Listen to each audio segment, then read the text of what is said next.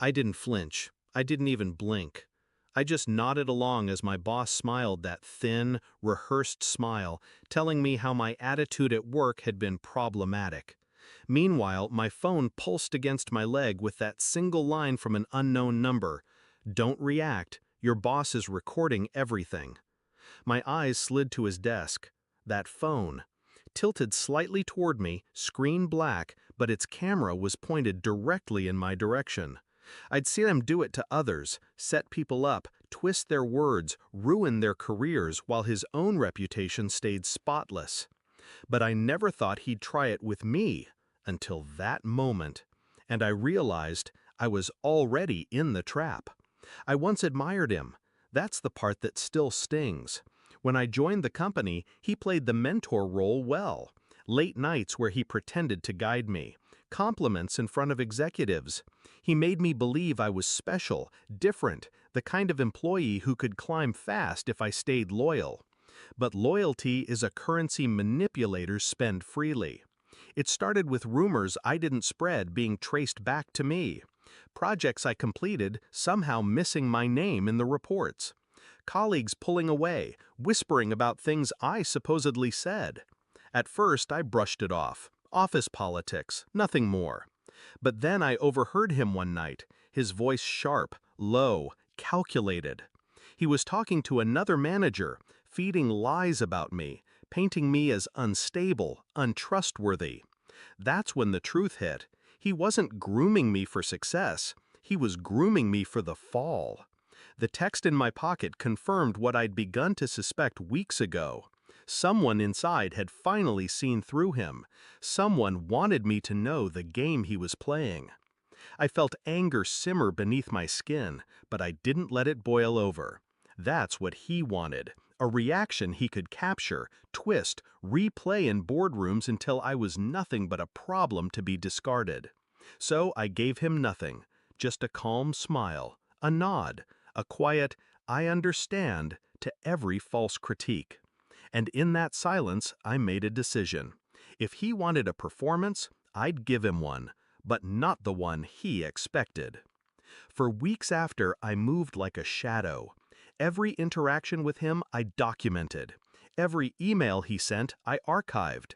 Every colleague he tried to poison against me I approached directly, with kindness, with clarity, dismantling his lies piece by piece. Then I went deeper. I studied him, his patterns, his rhythms. The way he set traps, always the same cycle. He'd isolate, manipulate, record, then report. He'd been doing it for years, and no one had stopped him because no one had proof. That was going to change. I bought a pen camera, small, unnoticeable. I started recording our conversations, his contradictions, his subtle threats. The first time I caught him on tape telling me to adjust numbers so they looked better, I knew I had enough to destroy him. But I didn't rush. No, patience is the sharpest blade. I let the evidence stack until it was undeniable. Then came the review meeting, the one where he thought he'd finally cornered me. He leaned back in his chair, phone still angled, rehearsing the same lines he'd fed to others before me. You need to work on your honesty, your reliability. People feel they can't trust you. I nodded, steady. I understand. He smiled, thinking the recording was painting him as calm, professional, while I looked submissive, weak. That's when I pulled out my phone. Actually, I said softly, I'd like to record this too, for accuracy. His smile froze. His hand twitched toward the phone on his desk, but it was too late. I hit play. From my speaker came his own voice, clear as glass. Just adjust the numbers. No one will check. If anyone asks, I'll back you up. Then another clip. His laugh. Don't worry, I've ruined better reputations than yours.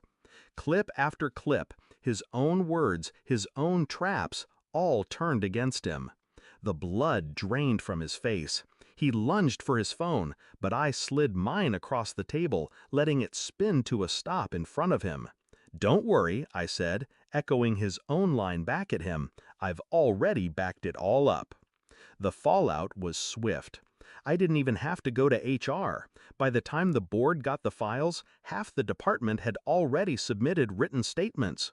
The unknown number that had warned me, it was a coworker he'd burned before, finally stepping out of the shadows. He was escorted out 2 days later. No severance, no glowing exit memo, just silence, shame, and the weight of his own games collapsing in on him.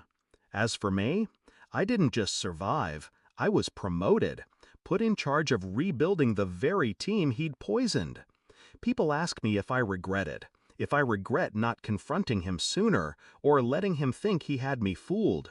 The truth?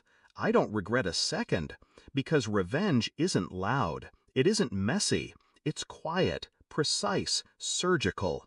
It's watching someone step into the trap they set for you and closing the door behind them. He thought he had me recorded.